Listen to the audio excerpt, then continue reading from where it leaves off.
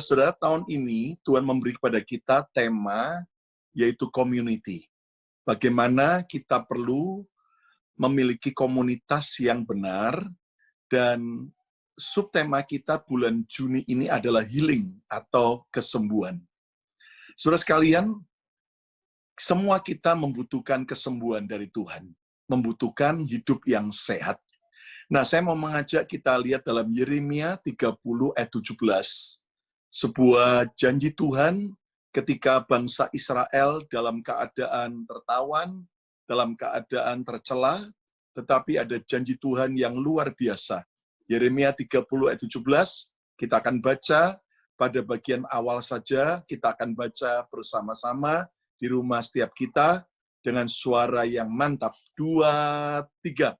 Sebab aku akan mendatangkan kesembuhan bagimu, aku akan mengobati luka-lukamu, demikianlah firman Tuhan. Sampai situ saja, kita ulangi lagi, kita baca dari awal. 2, 3. Sebab aku akan mendatangkan kesembuhan bagimu, dan aku akan mengobati luka-lukamu, demikianlah firman Tuhan. Nah, saudara sekalian, kenapa kita perlu belajar tentang healing, kesembuhan, dengan tema utama kita komunitas? Tahukah Anda bahwa ketika kita mengalami kesembuhan, maka kita akan bisa berfungsi dengan baik di tengah-tengah komunitas kita. Nah, dari ayat ini kita bisa belajar bahwa Tuhan berjanji di tengah-tengah situasi yang sulit seperti yang kita hadapi sekarang, Tuhan akan mendatangkan kesembuhan bagi kita. Dan Dia sendiri akan mengobati luka-luka kita.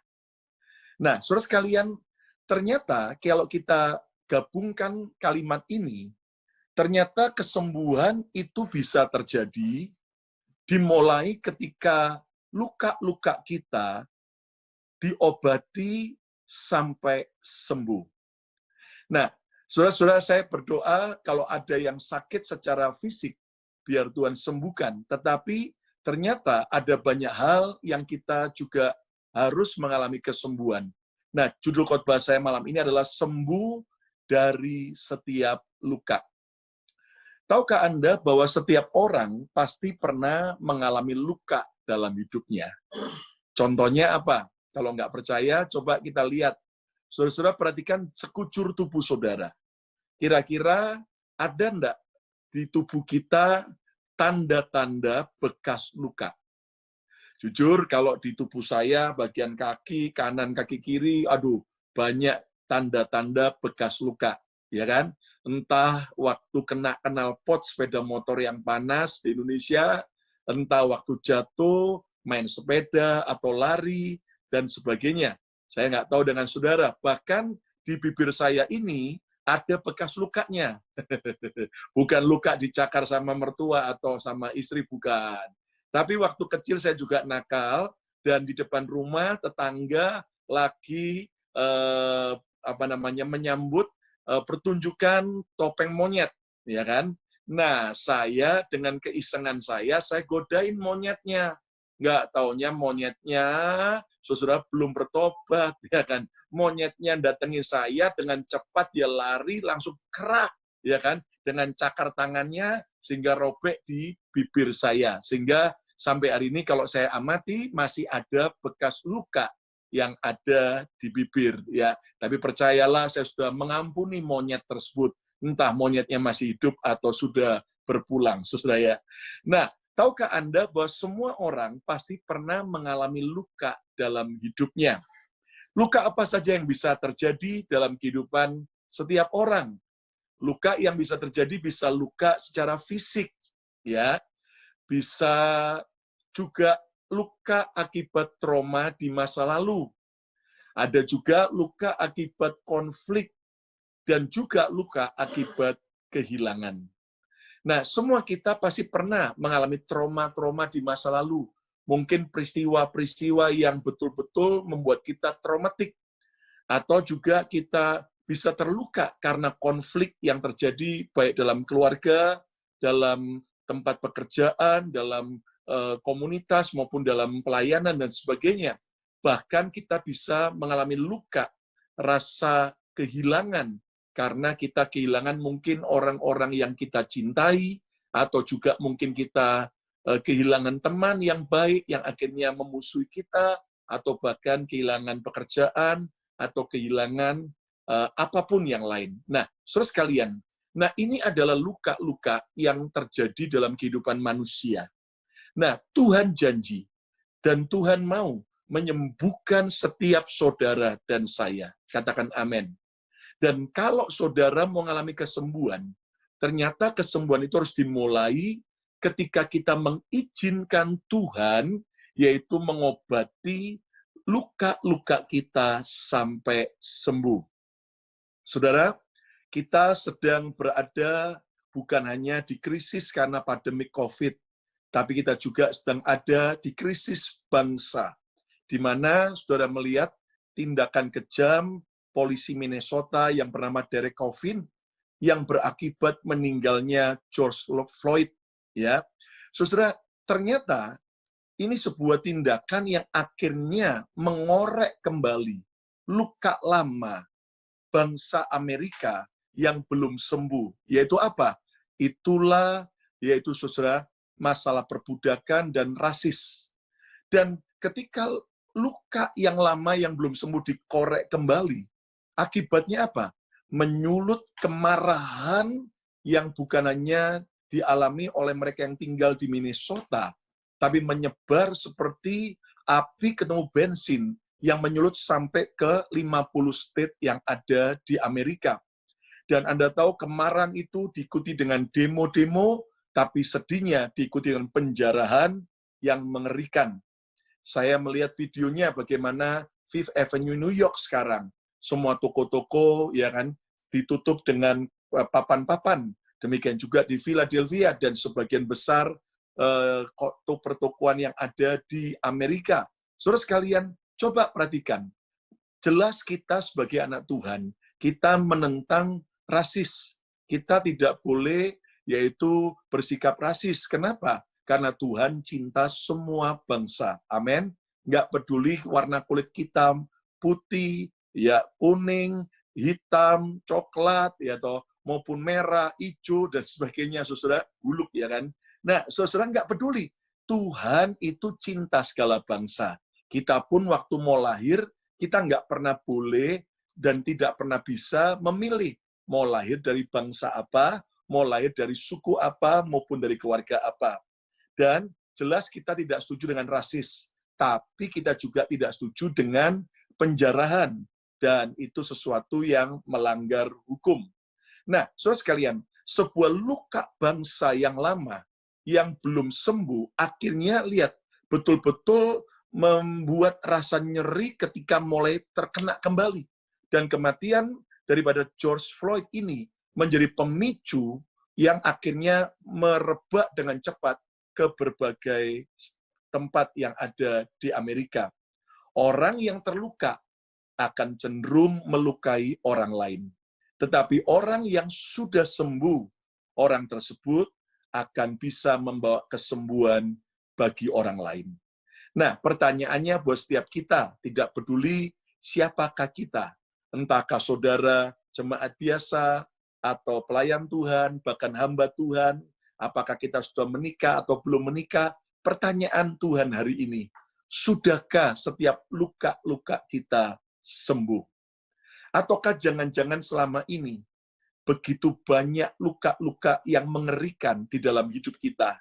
Mungkin luka antara suami istri, mungkin luka antara orang tua anak, menantu mertua, mungkin antara ipar sama ipar, mungkin luka antara jemaat dengan pendeta, mungkin luka antara sesama jemaat, sesama pelayan Tuhan, mungkin luka yang terjadi antara sesama yaitu pendeta, mungkin sesama teman kerja, dan sebagainya. Nah, pertanyaannya hari ini, sudahkah luka-luka itu sembuh dari hidup kita? Kenapa? Kita perlu belajar ini. Karena kalau sampai luka itu belum sembuh dalam hidup kita, hati-hati. begitu kesenggol sedikit, begitu adalah peristiwa sedikit, begitu ada trigger sedikit, bam, itu akan meledak. Nah, makanya, saudara, Tuhan mau di bulan ini, kita belajar bagaimana Tuhan menyembuhkan kita. Saya bersyukur, ya, saudara di New York sudah banyak alami kesembuhan dari COVID-19. Tetapi, saudara, Tuhan nggak cuma hanya mau kita sembuh dari COVID-19, tapi kita juga harus sembuh dari setiap luka-luka dalam diri kita. Saya pernah melayani orang yang, saudara, sampai hari ini setiap kali dia melihat kandang ayam dan melihat ayam, langsung dia gemetaran, langsung keringat dingin keluar, dan kemudian mau muntah-muntah. Dan Anda tahu setelah kita korek apa penyebabnya, ternyata itu karena luka di masa lalunya yang belum sembuh. Kenapa? Karena orang tuanya begitu kejam, ketika mereka buat salah, sang anak buat salah, maka anak itu akan dimasukkan ke dalam kandang ayam, dihukum beberapa jam di sana, dan ayam-ayam itu akhirnya mematuk kulit-kulitnya, dia ketakutan, dan di situ trauma, luka yang belum disembuhkan. Ada orang lain lagi juga lukanya lain. Setiap kali lihat ada pria berkumis, dia langsung berkata, itu pria tidak baik. Ya kan? Kenapa? Mungkin karena pacarnya dulu berkumis dan pacarnya ternyata tidak setia. Tapi Anda jangan samaratakan semua orang pria yang berkumis itu selalu jahat. Lihat Pastor Yongki yang begitu baik, apalagi saya yang sangat baik. Nah, saudara sekalian, kita harus sembuh dari setiap luka kita di masa lalu. Ada jemaat yang begitu tiba-tiba, saudara, sedikit saja perkataan seorang hamba Tuhan kasar sama dia, langsung itu akan menjadi trigger untuk dia marah, pahit, kecewa, dan segera berpikir mau pindah gereja. Segera mau pindah gereja. Kenapa? Karena rupanya luka masa lalunya di gereja yang lama belum sembuh. Nah, saudara sekalian, hari ini Tuhan mau menyembuhkan setiap kita. Saya percaya bahwa Tuhan mau di setiap hidup saudara, Dia mau mengobati setiap luka-luka kita. Yang mau dan percaya, katakan amin. Nah, saudara sekalian, sekarang bagaimana cara Tuhan menyembuhkan luka-luka kita? Saudara, saya teringat dengan satu perumpamaan Yesus yang merupakan perumpamaan yang kita akan bahas bersama.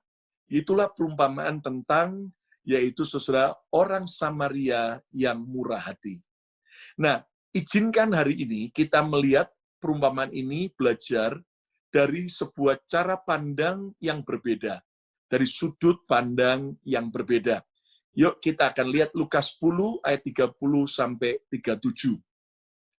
Jawab Yesus, adalah seorang yang turun dari Yerusalem ke Yeriko.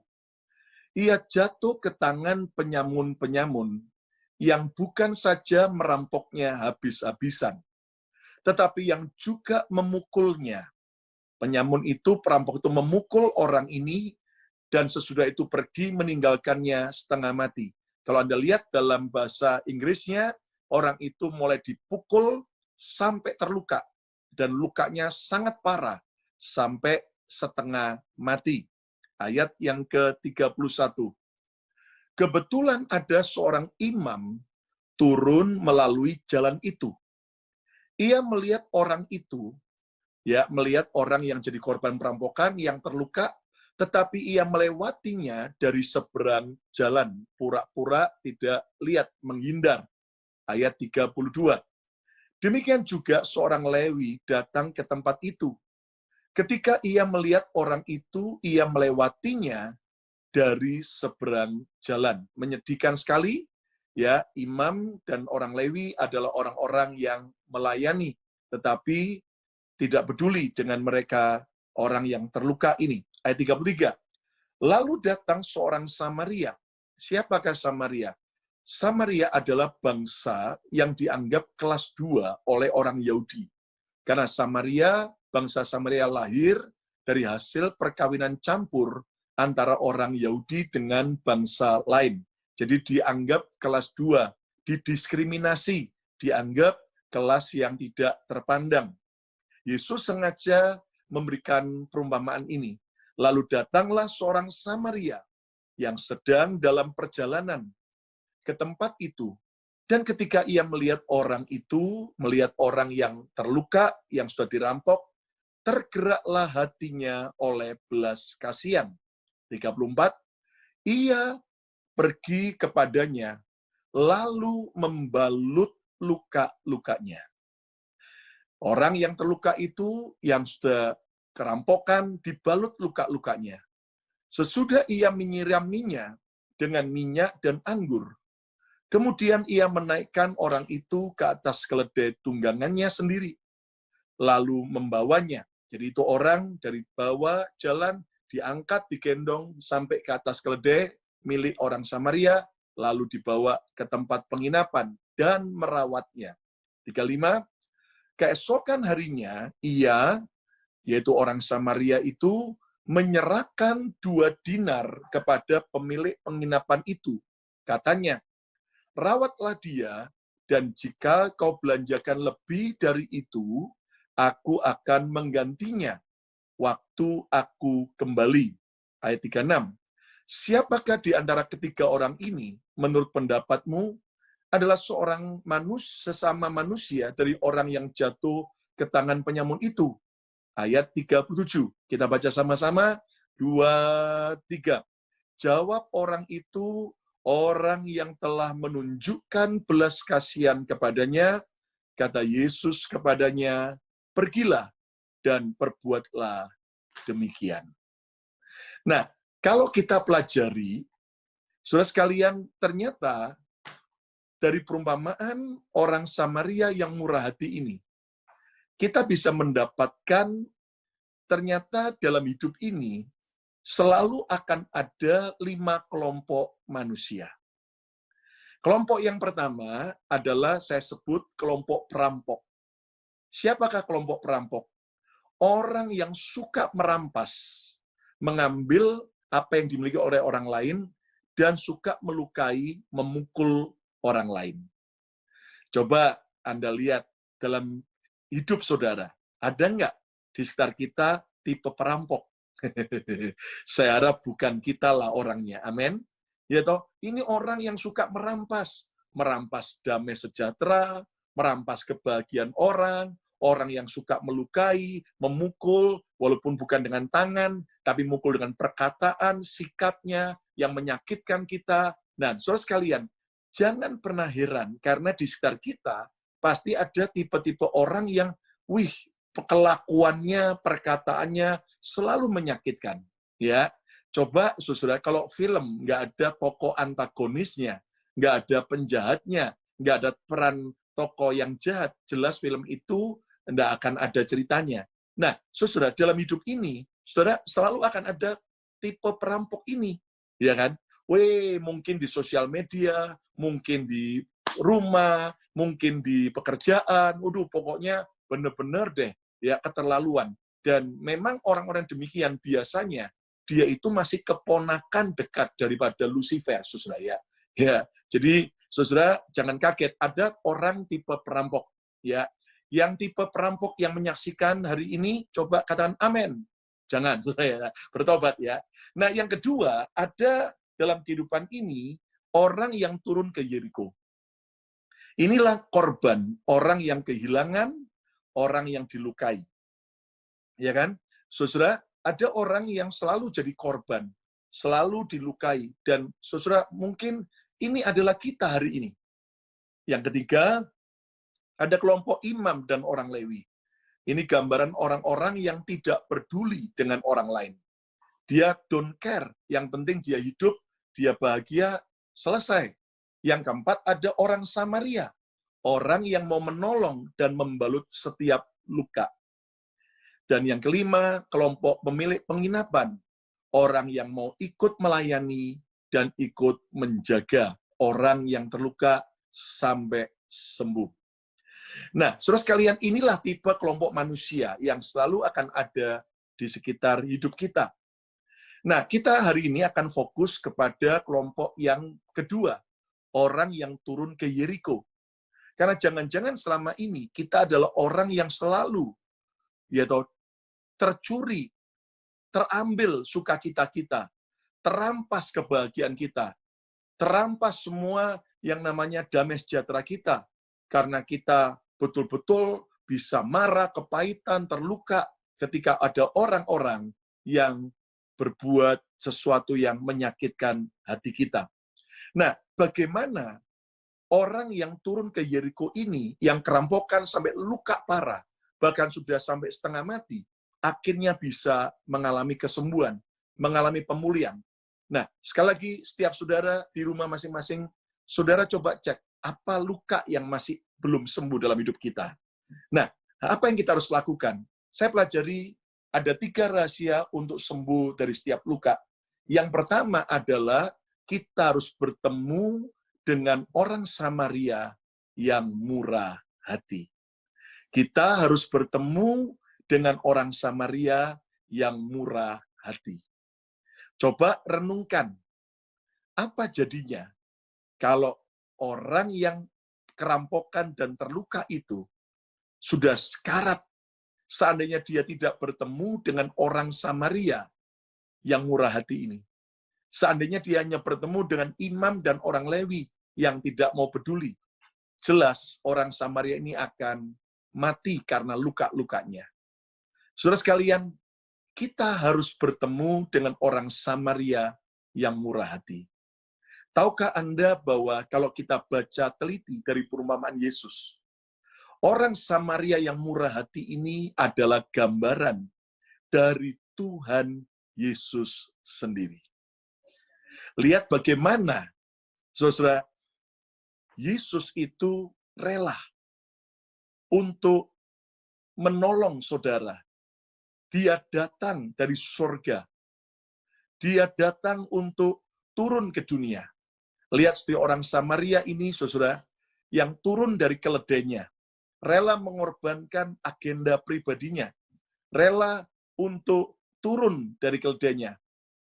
Tuhan Yesus di surga, dia rela turun ketika dia melihat kita sedang terluka.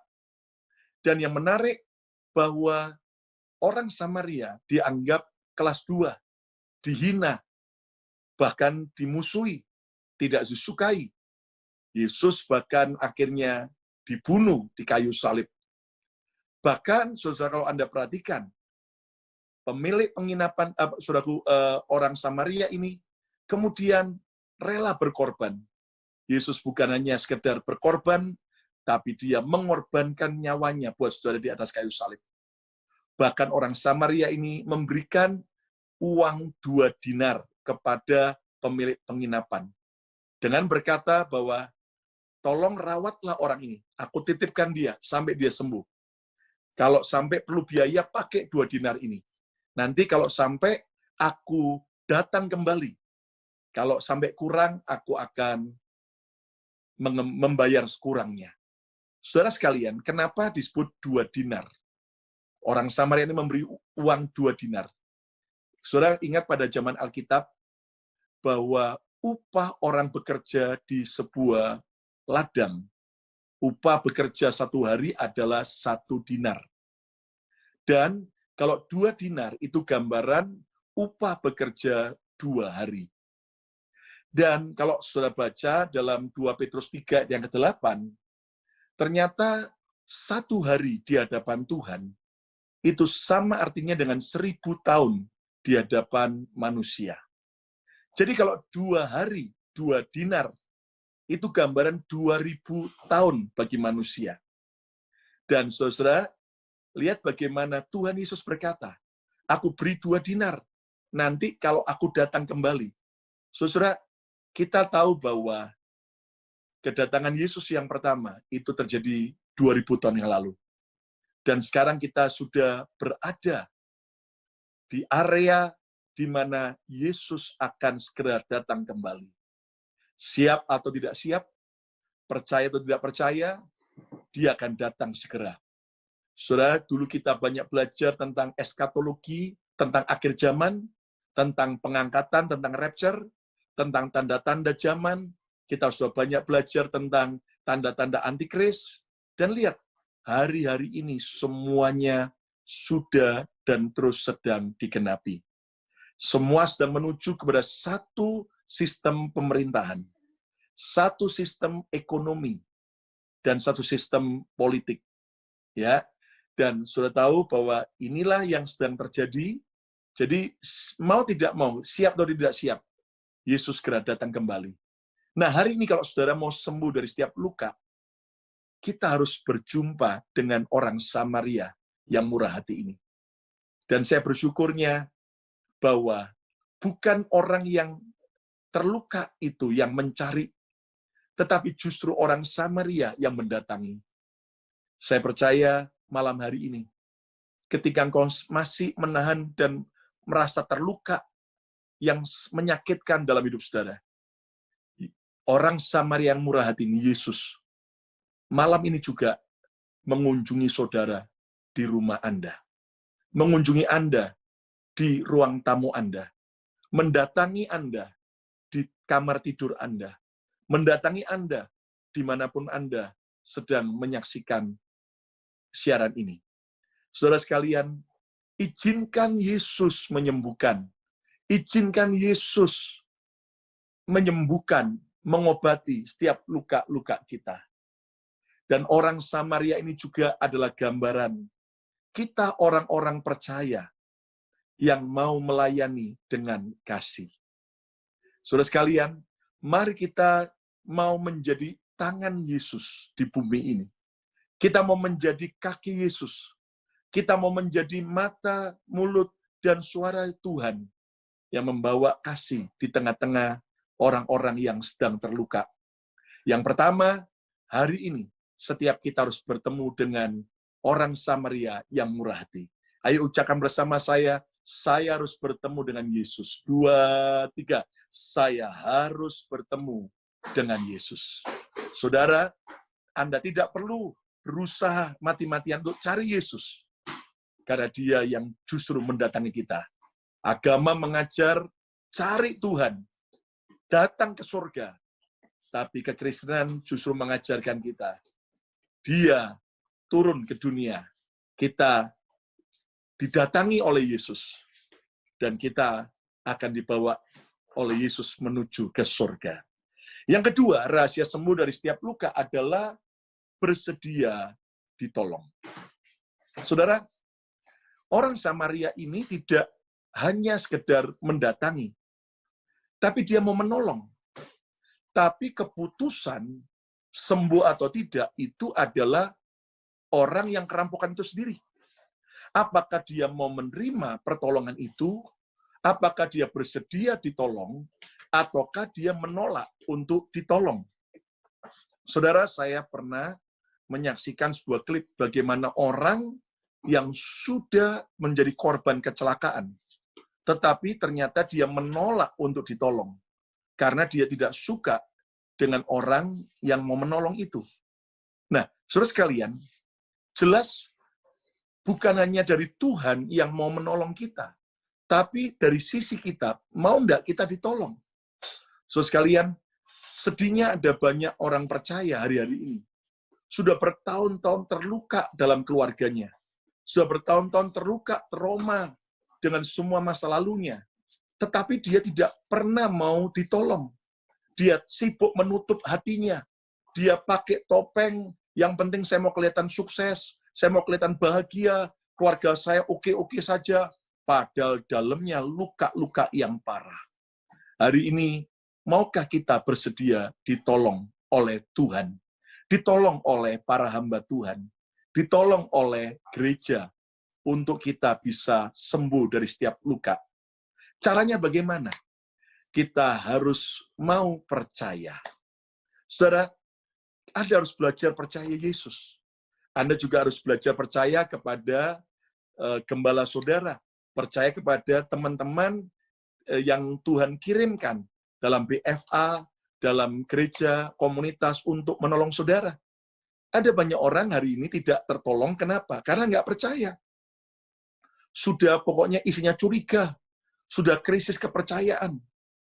Apalagi dengan yang namanya pendeta. Oh, si A, si B, pendeta itu jatuh, itu korupsi, itu begini. Lalu kemudian, tanpa kita sadari, kita mulai kehilangan kepercayaan. Hari ini, maukah kita kembali percaya kepada Tuhan? Percaya di antara orang-orang yang jahat, masih ada orang-orang yang berhati mulia. Saya bersyukur, dan kita tidak boleh rasis, teman-teman kita dari yang Afro, ternyata nggak semua adalah penjara. Ya toh? Buktinya, kita sudah melihat klip-klip bagaimana ada orang-orang Afro yang justru di depan toko-toko itu, mereka melarang orang-orang lain untuk menjara toko tersebut. Nah, saudara sekalian, mari di tengah-tengah krisis kepercayaan ini, maukah kita kembali percaya? Bahkan, cara untuk bersedia ditolong adalah mau terbuka. Nah, kalau kita nggak mau terbuka, kita jaim, kita menutup diri, kita menjauhkan diri dari komunitas, maka saudara nggak akan pernah bisa tertolong. Makanya ketika kita datang ke dokter, apalagi kalau pertama kali jadi pasien dokter tersebut, lihat, kita akan diminta untuk mengisi formulir beberapa lembar. Semua ditanya, baik tentang orang tua, tentang histori keluarga, bahkan masa lalu kita, pernahkah kita merokok, pernahkah kita kena jantung, ya kan? Pernahkah kita begini, bla bla bla bla bla bla. Kita bisa berprotes bilang, ini ngapain sih? Kepo banget. Ya kan? Kok sok mau tahu banget? Ya toh, masa di semua itu urusannya apa dengan orang tuaku yang sakitkan saya? Nah, saudara sekalian, justru ketika kita mau terbuka dengan tim kedokteran, maka kita akan bisa ditolong. Betul nggak, saudara? Kalau kita ternyata tidak terbuka, kamu sakit apa? Ya toh, kita sakit kepala, tapi kita nggak mau bilang sakit kepala, kita alihkan, saya sakit jempol kaki. Ya, itu nanti salah sasaran. Nah, hari ini mau terbuka. Saudara harus belajar terbuka, memang saudara nggak terbuka dengan sembarangan orang, ya kan? Saudara buktinya apa? Saudara kalau Anda di kamar mandi atau Anda di kamar tidur Anda mau membuka baju waktu ganti baju, ya kan? Nah, sementara nggak mungkin toh Anda terbuka di jalan raya. Itu namanya orang gila, saudaraku. Ya kan? Mau telanjang di jalan raya. Nah, saudara memang nggak perlu terbuka dengan semua orang. Tapi ada orang-orang yang Anda bisa percayai untuk menolong Anda. Terbuka tentang luka-luka apa yang Anda alami, yang belum sembuh. Mungkin Anda terluka dengan pendeta, Anda terluka dengan teman pelayanan, Anda terluka dengan orang Kristen, Anda terluka dengan orang yang menyakiti saudara. Mari kita harus mau bersedia ditolong. Nah, orang yang kerampokan tadi, dia mau ditolong oleh orang Samaria. Yang ketiga, yang terakhir, rahasia sembuh dari setiap luka, bersedia dirawat sampai sembuh. Saudara, kalau mau sembuh, jangan separuh-separuh. Lihat bagaimana orang yang terluka ini nggak cuma dirawat di tepi jalan, terus ditinggal. Tetapi orang Samaria ini menggendongnya, mengangkatnya, sebelumnya dia siram dengan minyak dan anggur, lalu kemudian dia obati luka-lukanya, dia gendong, dibawa ke atas keledainya. Terus dibawa ke penginapan. Lalu orang Samaria bekerja sama dengan pemilik penginapan untuk merawat sampai orang itu sembuh. Nah, pemilik penginapan itu adalah gambaran gereja Tuhan yang dititipi Tuhan orang-orang yang terluka, ya.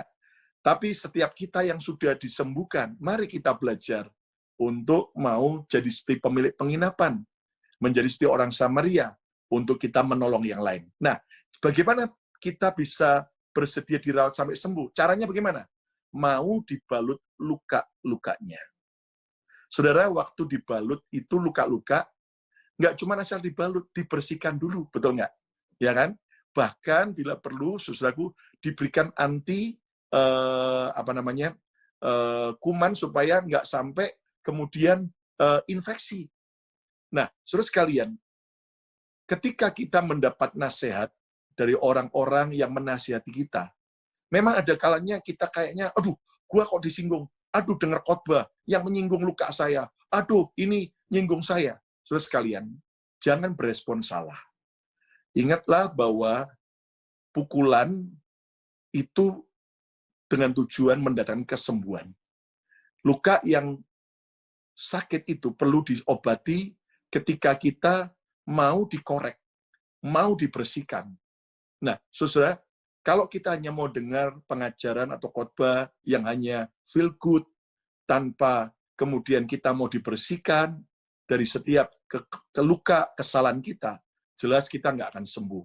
Ya, jadi saudaraku, kita harus mau dibalut oleh luka-luka kita. Kita mau dinasehati. Kalau sampai ada teguran, kalau sampai ada nasihat, itu adalah untuk kesembuhan luka-luka kita. Ya, Amsal bilang begini, orang yang menolak didikan itu sudah tidak ada harapan dibandingkan dengan orang bodoh.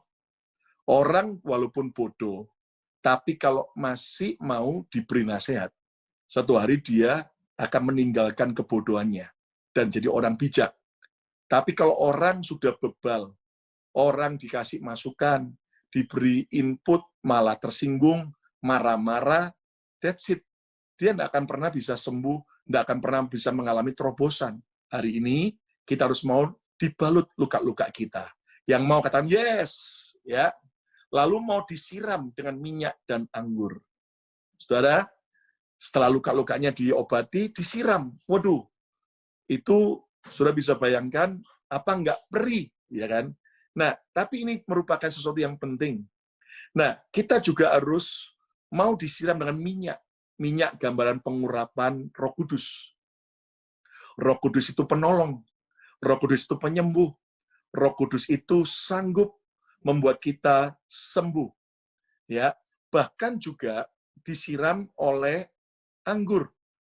Anggur bicara tentang darah Yesus. Anggur bicara tentang sukacita dan penghiburan dari Roh Kudus. Ya, dan saya percaya bahwa kita perlu disiram, kita perlu menerima minyak dan anggur. Itu sebabnya hari ini kita akan terima minyak pengurapan. Dan hari ini khusus kita akan berdoa supaya pengurapan kita terima, menyembuhkan setiap luka-luka kita.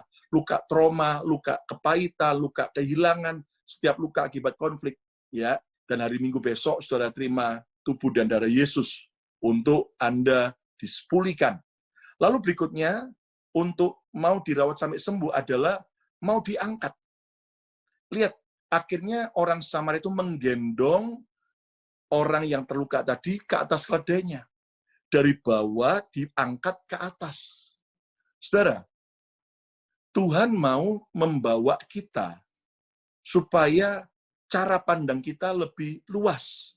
Ya, kalau saudara di tengah kemacetan di dalam mobil, Anda tidak tahu sampai kapan ini selesainya.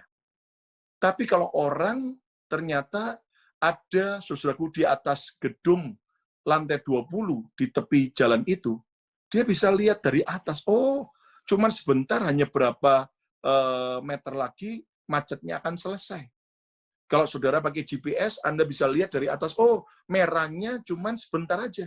Kenapa? Anda tertolong dengan yang GPS yang dari atas satelit. Nah, hal yang sama. Ketika kita mau sembuh, kita harus mau diangkat Tuhan. Diangkat apa? Kita naik level lebih lagi. Cara pandang kita. Oh, kita akan melihat, oh, ternyata di balik semua rasa sakit ini, nanti akan ada mujizat. Oh, di balik krisis ini, oh, aku akan melihat promosi Tuhan. Aku akan melihat yang namanya terobosan, kemuliaan Tuhan, berkat Tuhan. Nah, itu adalah cara untuk kita sembuh. Lalu berikutnya, mau dijaga dengan baik. Saudara, perlu dirawat, perlu ada yang jaga. Makanya, saudara, saya dorong saudara nggak cuman ikut ibadah Zoom ini, tapi bergabunglah juga di dalam yaitu komunitas BFA, Bethany Family Altar, di mana saudara akan ada ketua-ketua BFA di sana, BFA leader, yang mau menjaga saudara, memperhatikan saudara, mendoakan saudara. Dan ini penting. Kenapa? Karena kalau dalam kelompok besar, ya, kita terbatas. Tapi kalau di dalam kelompok kecil, itu akan jauh lebih maksimal. Nah, di era COVID-19 begini, akan betul-betul menolong sekali kalau saudara berada dalam komunitas komsel. Nah, saudara, jadi kita semua harus sembuh dari setiap luka. Yang mau sembuh, katakan, aku mau Tuhan. Saudara, orang kalau belum sembuh dari lukanya, kena korek dikit aja, kena senggol dikit aja lukanya, pasti akan jadi trigger sebuah kemarahan. Lihat kematian daripada George Floyd ini membuat luka lama belum sembuh. Tapi pertanyaannya, apakah benar semua orang-orang Afro ini belum sembuh dari luka? Ternyata tidak. Ada yang belum sembuh, tapi juga ada yang sudah sembuh. Saudara, ada seorang Afrika Amerikan yang bernama Archie William. Dia jelas orang Afro, dan saudara tahu bahwa ternyata Archie William ini dia dipenjara selama 37 tahun untuk menanggung hukuman terhadap apa yang dia tidak lakukan. Dan Anda tahu, pada waktu Archie William usia 22 tahun, pada waktu itu, saudara, dia dituduh telah memperkosa seorang wanita kulit putih. Dan ternyata ada 3 orang saksi, tanpa bukti-bukti, tapi 3 orang bersaksi bahwa mereka melihat Archie William itu ada di rumah wanita tersebut. Dan akhirnya Archie William dijebloskan ke dalam penjara yang paling berat, yang paling mengerikan di Amerika, itulah penjara Angola. Penjara Angola adalah penjara kelas berat di Amerika. Dan bayangkan Archie, dia tidak melakukan pemerkosaan itu, tapi dia dijebloskan karena ada 3 orang bersaksi tanpa bukti apa-apa. Apa yang terjadi? Archie yang terluka, Archie yang harusnya tidak perlu masuk penjara karena dia tidak melakukan, tapi dia masuk. Dan dalam keadaan begitu, di tengah-tengah rasa sakit lukanya, Archie akhirnya memutuskan bertemu dengan Tuhan Yesus. Bahkan bukan hanya bertemu dengan orang Samaria yang murah hati. Archie William akhirnya terlibat mau melayani dalam ibadah yang ada di dalam penjara. Dia suka memuji Tuhan. Dia suka menyembah Tuhan. Dia suka nyanyi.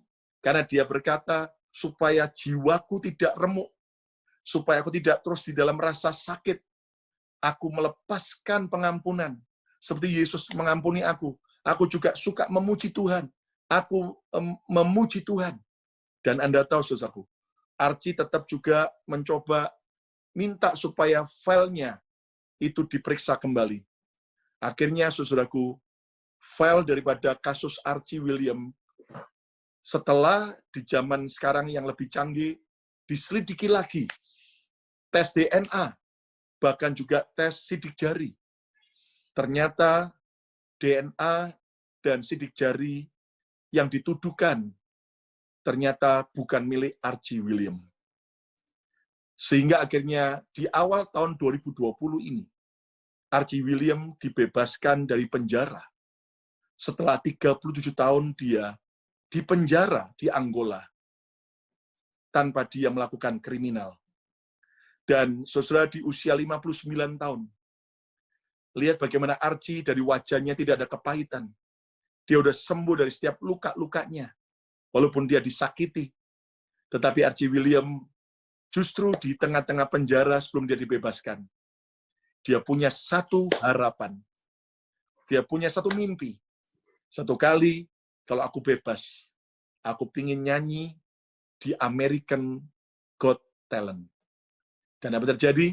Setelah Archie William bebas, dia akhirnya mendapat kesempatan nyanyi sebuah lagu, Don't Let the Sun Go Down on Me. Aku tidak mau membiarkan matahari lenyap dari hidupku. Sebuah kesaksian dari orang yang sudah sembuh dari setiap luka-lukanya. Coba lihat bagaimana orang yang sudah sembuh dari lukanya. 37 tahun, Archie William ada di penjara bukan melakukan kriminal, tetapi dia akhirnya bebas, dan Anda tahu, akibat Yesus, Sang Samaria yang murah hati, yang menjumpai Archie di dalam penjara, dan membuat dia disembuhkan. Bahkan lihat bagaimana akhirnya dia dengan wajah penuh sukacita, dia bisa bebas, bahkan mewujudkan impiannya. Nah, saudara, hari ini, maukah saudara dan saya sembuh? Kesimpulan khotbah saya, izinkan Tuhan Yesus menyembuhkan setiap luka dari hidup kita. Kalau hari ini masih ada luka-luka, luka kegagalan kita, luka trauma masa lalu, luka kebencian kita, maukah saudara berjumpa dengan orang samar yang bermurah hati itu? Maukah Anda diobati? Rahasia sembuh dari setiap luka ada 3 poin. Yang pertama, kita harus mau bertemu dengan orang Samaria yang murah hati. Bertemu Yesus. Yang kedua, bersedia ditolong. Saudara mau belajar percaya dan belajar terbuka. Nggak usah lagi jaim, jujur di hadapan Tuhan. Hari ini, di kamar saudara, di ruang tamu saudara, kita harus bertemu Yesus secara pribadi. Dan yang ketiga, bersedia dirawat sampai sembuh. Maukah kita dirawat sampai sembuh? Digembalakan dengan baik, sehingga akhirnya setelah kita sembuh, kita bisa dipakai Tuhan untuk menyembuhkan yang lain. Di New York, di Amerika masih terlalu banyak orang-orang yang luka, yang belum sembuh. Maukah kita menjadi seperti orang Samaria yang murah hati?